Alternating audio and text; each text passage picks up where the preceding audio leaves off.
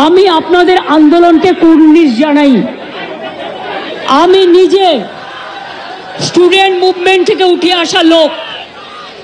আমি student movement আমি নিজেও অনেক সাফার করেছি জীবনে। আমি জানি আমার পোস্টটা বড় কথা নয়, মানুষের পোস্টটাই বড় কথা। আমি আপনাদের কাছে বলতে এসেছি, কাল সারা রাত ঝড় জল হয়েছে। আপনারা যখন কষ্ট পেয়েছেন, আমিও সারা রাত ঘুমোতে পারিনি। আমারও কষ্ট হয়েছে। এই ঝড় জলের মধ্যে আপনারা যেভাবে বসে আছেন, আমার মানসিকভাবে কষ্ট হচ্ছে। আপনারা আজকে 33 দিন 34 দিন,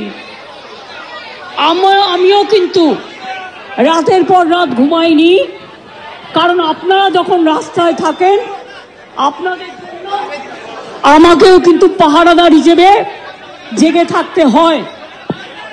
আমি আপনাদের কাছে যেটা বলতে এসেছি, এত ঝড় বৃষ্টির মধ্যে, প্রাকৃতিক দুর্যোগের মধ্যে আপনারা অনেক কষ্ট পেয়েছেন। আর কষ্ট না করে যদি আপনারা কাজে ফিরতে চান, আমি আপনাদের প্রতিশ্রুতি দিচ্ছি, আপনাদের ডিমান্ডগুলো আমি কথা বলে সহানুভূতির সাথে আমি স্টাডি করব। আমি অফিসারদের সাথে কথা বলবো। আমি একা সরকার চালাই না, আমার সাথে একটা chief secretary, home secretary, DG police সবাই আছেন। আমি আপনাদের বলতে চাই, আপনাদের ডিমান্ডগুলো আমি ভাববো, আমি চিন্তা করব।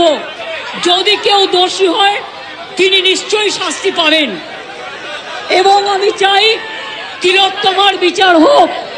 আমি সিবিআইকে অনুরোধ করব, যত তাড়াতাড়ি বিচার হোক। এমনকি 3 মাসের মধ্যে তারা যেন ফাঁসির অর্ডার দেয়। আমি একটা সিবিআইকে অনুরোধ করব আপনাদের প্ল্যাটফর্মে বসে। আর আপনাদের কাছে আবেদন জানাবো, আমাকে একটু সময় দিন। আমি ব্যাপারগুলো নিয়ে আমি চিন্তা ভাবনা করব। যদি আপনাদের আস্থা ভরসা আমার উপর থাকে, আমি কথা বলে সিদ্ধান্ত, অন্তত যদি কাউকে দোষী পাই, আমি নিশ্চয়ই নেব। আমি আপনাদের এটুকু বলবার জন্য এসেছিলাম। আমি আশা করি আপনারা এত কষ্টের মধ্যে বৃষ্টিতে ভিজছেন এবং আপনাদেরও পরিবার চিন্তায় আছে। এবং আমি মনে করি অনেক মানুষও মারা যাচ্ছেন। আপনারা প্লিজ দয়া করে, আপনারা আমাদেরই ঘরের ভাই বোন, আপনারা কাজে যোগদান করুন। এবং আমি বলতে পারি, আপনাদের প্রতি আমি কোনো অবিচার করব না। আমি একটা কথা বলে যাই, হাসপাতালের ডেভেলপমেন্ট, ইনফ্রাস্ট্রাকচার সব কাজ আমরা শুরু করে দিয়েছি এবং করব।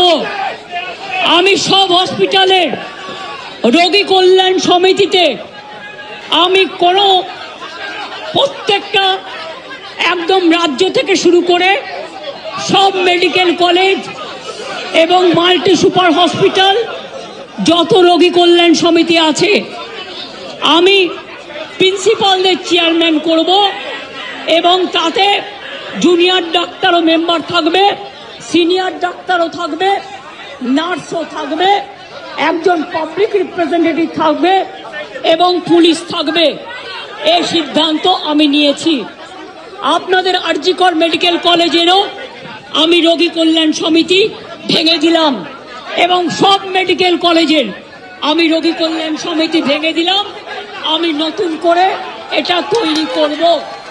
এবং আপনাদের আমি বলতে পারি, বাদবাকি আপনাদের যা ডিমান্ড আছে আপনারা আমাকে বলেছেন। যদি সত্যি কেউ দোষী হয়, দোষীরা শাস্তি পাবে। দোষীরা কেউ আমার বন্ধু নয়, দোষীরা কেউ আমার শত্রুও নয়। আর আপনারা যারা ভাবছেন কেউ আমার বন্ধু, আমি তাদের চিনি না, আমি তাদের জানি না এবং আমাদের সাথে কোনো সম্পর্কও নেই। তারা এসছেন প্রসেসের মাধ্যমে। এই প্রসেস ফাইনাল হয়ে আমার কাছে আসে এবং তাই মাত্র 1 মাসের মধ্যে যারা এসছে তাদের কথা যদি তারা কোনো ব্যাপারে এই খুনের সাথে, মার্ডারের সাথে, দুর্নীতির সাথে যুক্ত থাকে, আমি নিশ্চয়ই সাধ্যমতো চেষ্টা করব কথা বলে অ্যাকশন নেবার। আমি আবার আপনাদের কাছে বিনীত অনুরোধ করব যে আপনারা নিজেদের মধ্যে কথা বলুন, কথা বলে সিদ্ধান্ত নিন এবং আপনারা কাজে ফিরুন। আপনারা আমার ভাই বোন, এটুকু জেনে রাখবেন, আপনাদের জন্য সিম্প্যাথি, আমি কোনো অ্যাকশন নেব না। আমি ইউপি পুলিশ নই। ওরা এসমা জারি করেছিল, ওরা 6 মাস মনে রাখবেন স্ট্রাইক র্যালি বন্ধ করে দিয়েছিল। আমি এসব করব না। আপনারা নিশ্চিন্ত থাকুন, কোনো ডাক্তারের বিরুদ্ধে, কোনো কারো বিরুদ্ধে কোনো অ্যাকশন নেবার আমি বিরুদ্ধে। আমি জানি আপনারা অনেক কাজ করেন, মহৎ কাজ করেন। আপনাদের ছাড়া সিনিয়ররা, যেটা কিডনি ডিপার্টমেন্টে মারা গেছে, ক্যাথলেবও চেঞ্জ করতে পারে না, ক্যাথিটাল চেঞ্জ করতে পারে না। সেই জন্য আপনাদের আমাদের প্রয়োজন। আমি আপনাদের বলবো, আপনারা ভেবে চিন্তে সিদ্ধান্ত নিন। আর যদি আপনারা আমাকে বিশ্বাস করেন, আমি যখন আপনাদের ধর্ণা মঞ্চে আসতে পেরেছি আপনাদের একজন সহযোদ্ধা হিসেবে, তখন মনে রাখবেন যে আমি আপনাদের, যদি আপনারা বিশ্বাস ভরসা রাখেন, বাদ বাকিটাও মনে রাখবেন। আমি আস্তে আস্তে করে, একদিনে তো সব হয় না, করতেও সময় লাগে। আমাকে একটু সময় দিন, আমি নিশ্চয়ই সাধ্যমতো চেষ্টা করব। আমি দুর্নীতির কোনো একটা টেন্ডার কেস আজ পর্যন্ত আমার কাছে আসেনি। কোন রোগী কল্যাণ সমিতি কি কাজ করে এটা আমি জানি না, এগুলো আমার আন্ডারে আসে না। তাও বলি, যদি আপনাদের কোনো কমপ্লেন থাকে, কমপ্লেনের ভিত্তিতে নিশ্চয়ই আমরা তদন্ত করব। এমনিতে বিনা কারণে কাউকে সাজা দেওয়া যায় না। তদন্তে যদি প্রমাণিত হয় আমি নিশ্চয়ই সাজা দেব। আর একটা কথা, সুপ্রিম কোর্টে কেস চলছে, মনে রাখবেন 17 তারিখেও ডেট আছে। আমি চাই না আপনাদের কোনো ক্ষতি হোক। আপনাদের দিদি হিসেবে আপনাদের কাছে আমি অনুরোধ করতে এসেছি। আমি মুখ্যমন্ত্রী নই, আমি মুখ্যমন্ত্রী হিসেবে বলতে আসিনি, আমি আপনাদের দিদি হিসেবে বলতে এসেছি। যাতে আপনারা না ভাবেন, হ্যাঁ আমি চিফ মিনিস্টার আছি,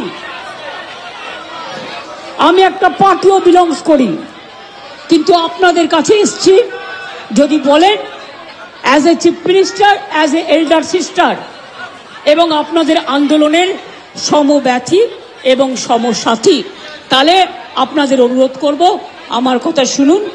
আগেও আপনাদের সমস্যা আমি সমাধান করেছি এবং আবার আমি করবার চেষ্টা করব।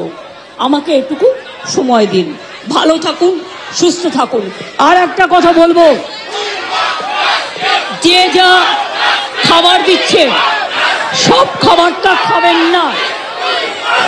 হ্যাঁ, নিশ্চয়ই জাস্টিস হবে।